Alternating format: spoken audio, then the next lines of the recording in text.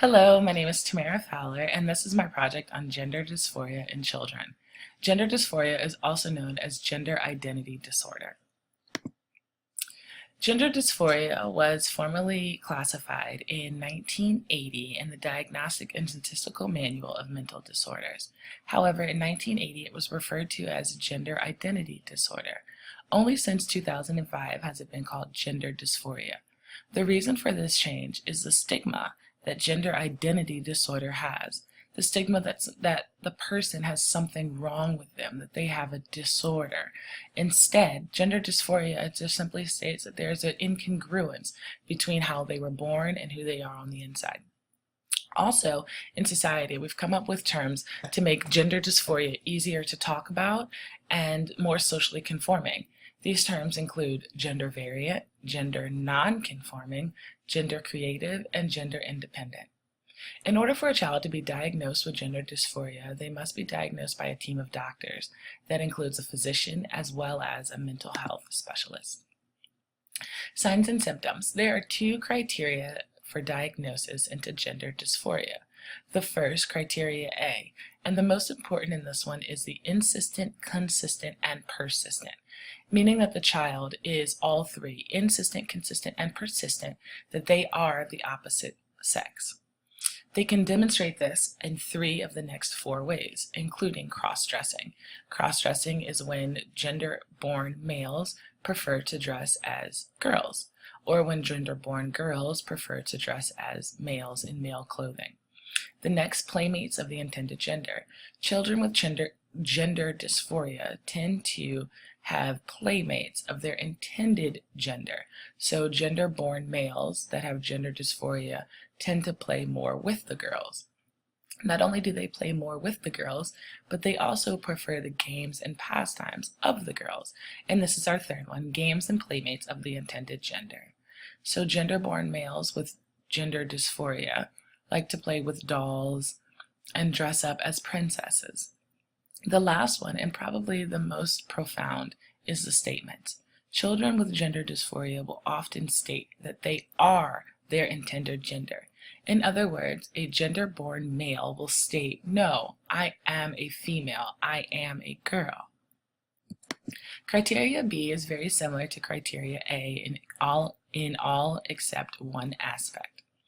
Criteria B states that children do not identify with their assigned gender. It also states that they have dislike in styles of dress characteristics of their born sex. This is very similar to the cross-dressing. However, this is just a dislike, as opposed to cross-dressing where they actually do dress differently. This dislike could be because their parents do not allow them to dress in clothing of the opposite sex. The next one is avoidance of members in the born sex. We said in criteria A that children with gender dysphoria tend to have playmates of their intended gender. Well, this one is complete avoidance. So a gender-born male with gender dysphoria will avoid other males, whether they be children, adolescents, or adults. And the last one is the one that is the most different, and this is distress towards their physiology. Children with gender dysphoria and meet criteria B truly dislike their genitalia.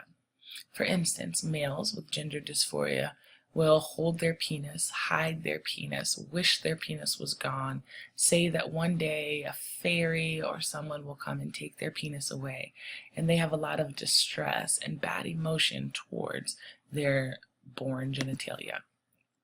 There are treatments for children with gender dysphoria. The first happens at about age 11, right before or during the early stages of puberty. At this stage, these children are able to take puberty suppressants, also known as GnRH. GnRH has many benefits in that it not only prevents puberty, but it also stops the secondary sex characteristics from developing. These secondary sex characteristics can be the deepening of the voice, they can be the body contour, or it can even be the hair growth, such as that on males, the legs, the underarms, and their scalp line. Once children go through puberty suppressants, which is completely reversible and non-harming to the body, then around age 14, they can actually have hormone replacement. This hormone replacement will actually give them the figure and the look of their intended gender. So gender-born males that wish to be female will begin taking estrogen. This will displace their body weight. It will also give them the softening feminine features, keep their voice at a certain pitch, etc. And the same thing with females. They will be given testosterone. They will begin to get the hair growth on their legs and face and the scalp line, the sharpness of the jaw, etc. These children are also required to go to therapy, whether it's behavior, psychodramatic, or group therapy. But most importantly, their parents are required to go to counseling. To be a parent of a child with gender dysphoria can be very hard, and because of this, these parents are required to go to counseling to not only learn how to deal with their own feelings, but also how to cope with their child's transition and how they can be an advocate for their child. There are many risks in this, none that are caused by hormones, none that are caused by the hormone suppressants or anything like that. All of these risks are caused by outside factors, including the bullying and harassment at school, or parents that are not accepting, try to convert their child or try to convince their child that you are not this gender that you think you are. You are the gender you were born, and that's it. And these harsh words and being outcast and ostracized by not only parents but friends and other parts of society can cause a large range of mental health problems, including suicide.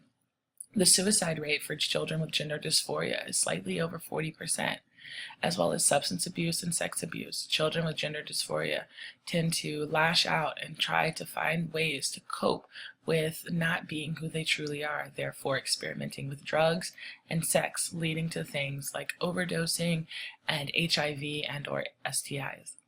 Many of these children also run away because they are not welcomed at home.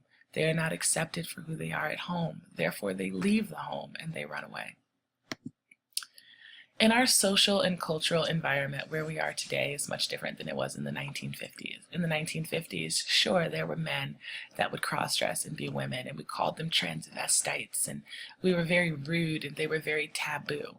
But now in our society, we've got celebrities gracing our televisions and our magazines that are transgender. Celebrities such as Chaz Bono, who was the first transgender person on Dancing with the Stars, or Laverne Green, who has been on multiple magazines and has a reoccurring role in Orange is the New Black. And of course, the very recent and prominent Kris Jenner, who has now transitioned into Caitlyn Jenner and shared her story on Barbara Walters. But we also have children of transgender that are making the news front. Children like Jazz, who was a gender-born male but has lived as a female since the age of 5. And in these years, and she is now 14, and in these years, Jazz has changed her society around her. She is allowed to use the girls' bathroom and play on the girls' soccer team. She even has a documentary coming out July 15th on TLC called I Am Jazz. In other cultures, gender dysphoria has been accepted since the beginning of time. There are over 130 nations that have some form of gender dysphoria.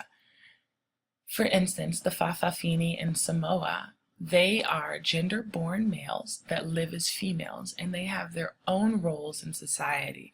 They have their own place, and they are completely accepted, not only by their parents, but also by their society.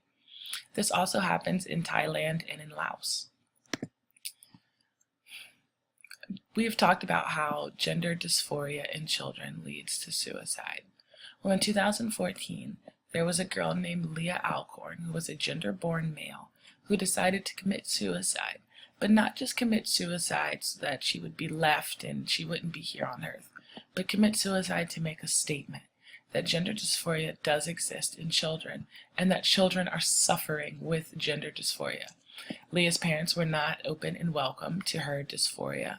Instead, they punished her and they ostracized her. At some point, she had run away.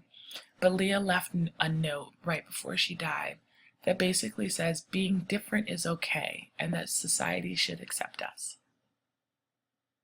Thank you.